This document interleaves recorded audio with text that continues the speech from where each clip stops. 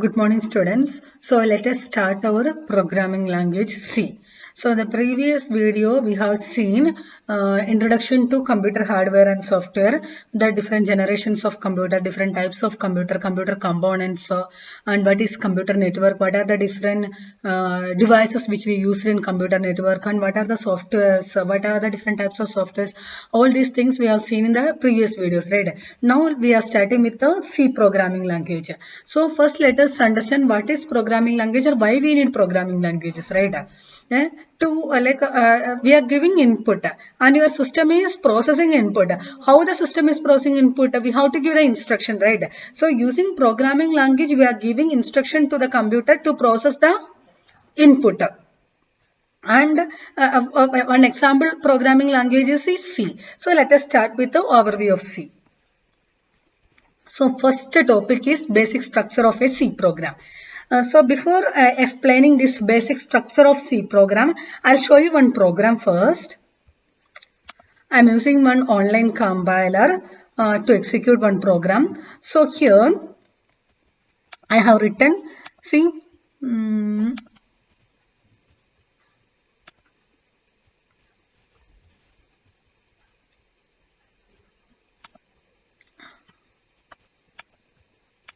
see these two lines.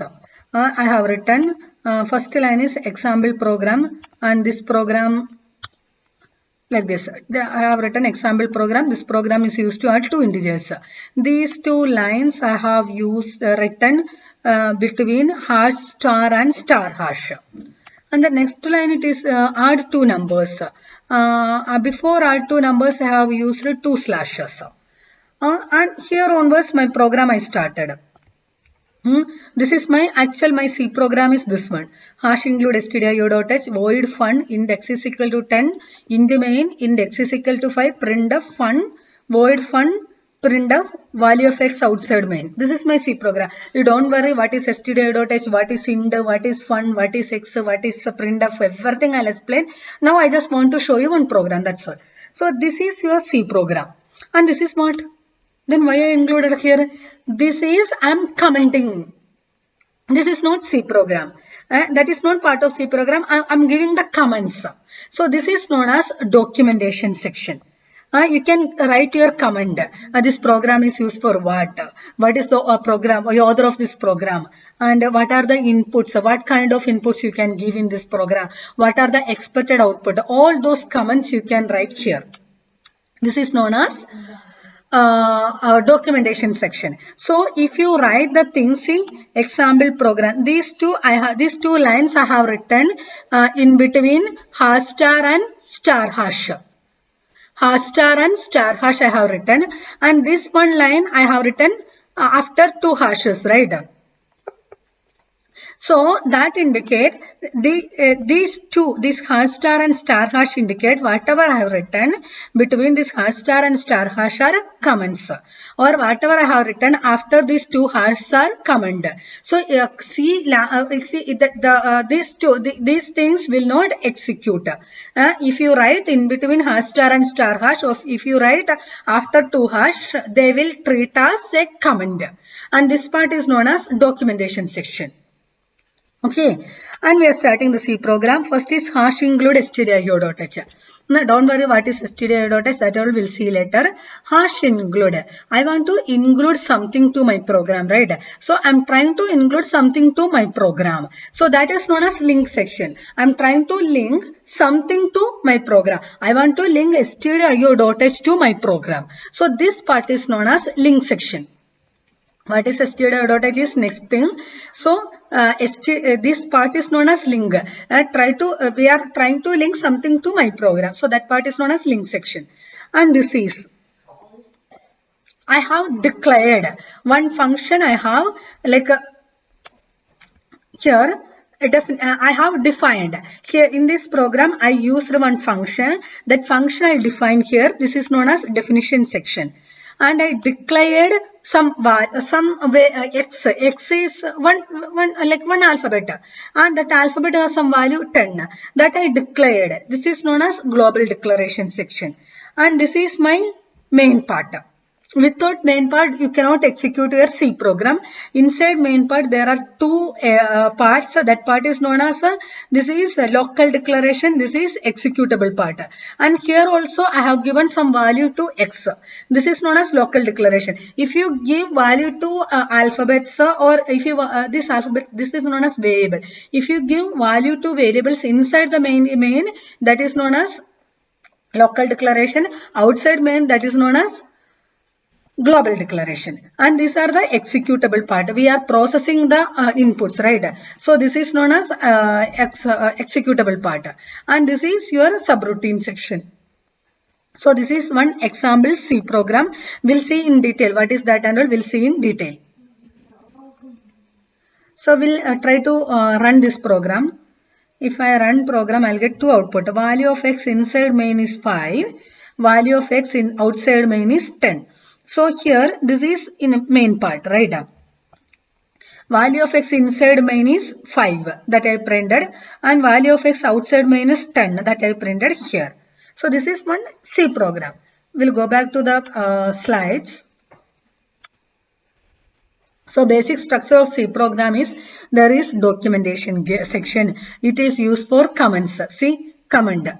I can give who is the owner, who is the programmer, what is the input, what is the expected output, everything we can give. That is so if you write as command, it will not be executed. Next one is link section. So link section, this is the link section. I am trying to link something to my program, that is link section. Next one is definition section. I am defining my function, void function. This is definition section. What is definition section? How to write and all we'll learn later. And global declaration. Variable is used in more than one function. So this is known as variable global declaration section. And this is my main program, and without main you cannot execute your C program. Inside main there are two part, declaration part and executable part, and after that this is my function, right? I have explained what is that function. This is known as subprogram section. This is the basic structure of C program. Don't worry, we'll learn A to Z everything. So and next part is C program execution.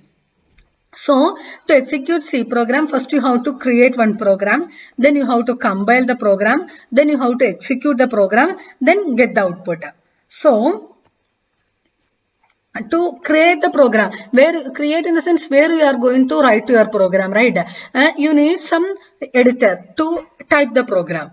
Then after typing, you have to compile it. What is the meaning of compile? You are using English, right? See? This is my program. Here I am using English alphabets, right? But my computer cannot understand this English. It can understand only zeros and ones.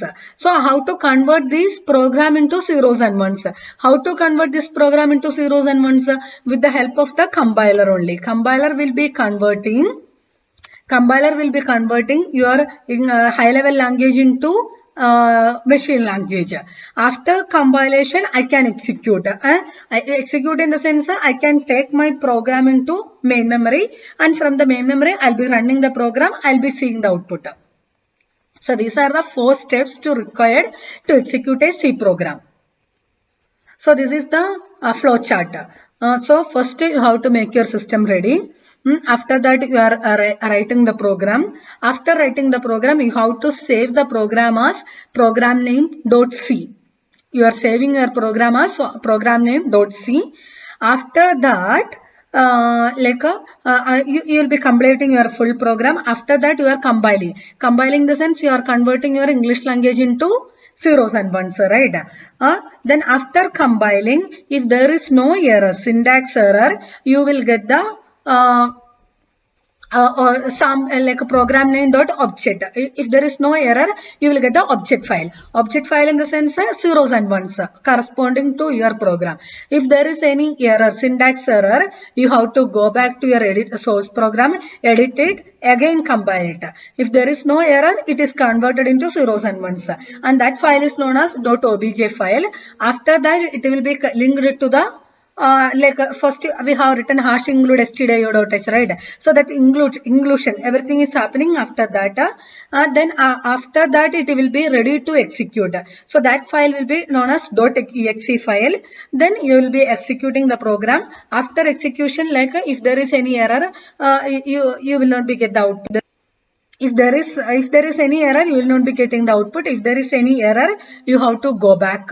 Then again change it. This is the C program execution. I'll show you here.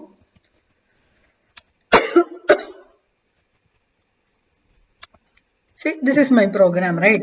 See, I have given some like this. I typed. This is my program. So first I have to take this editor. I'll be writing the program. So after writing, so that is the first part. Enter the program. And this is online compiler, so I don't want to save it.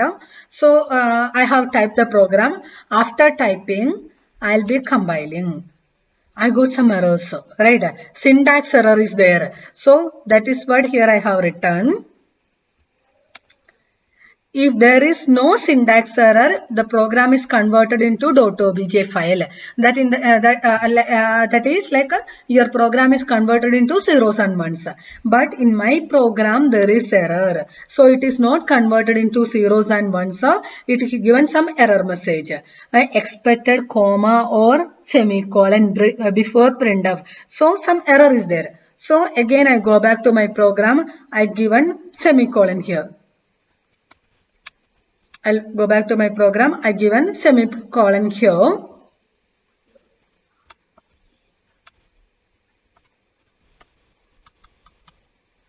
Then after giving semicolon, again I'll compile it. So there is no warning, there is no error, right?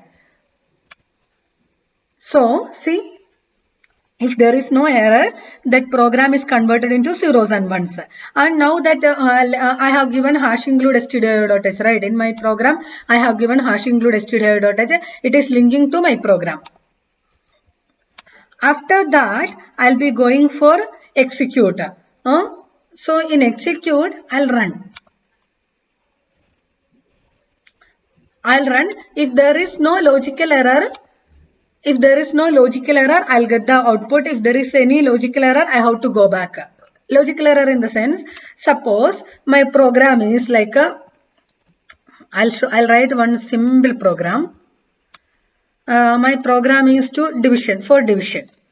X is 5, B is 0, and C, where I want to see output in C. And I have written C is equal to X divided by B, and I'll be printf. C is equal to %d comma C. I'll debug it. C is okay. There is some syntax error. When I compile means this program is in the assembly language. I want to convert this program into zeros and ones. So for that I'm compiling. So if you have error, syntax error, it will be showing that error, right? So I'll correct it. I'll go back to my program. I'll correct it. After correction, again I'll debug. See, there is no error, right? If there is no error, I can go for running part.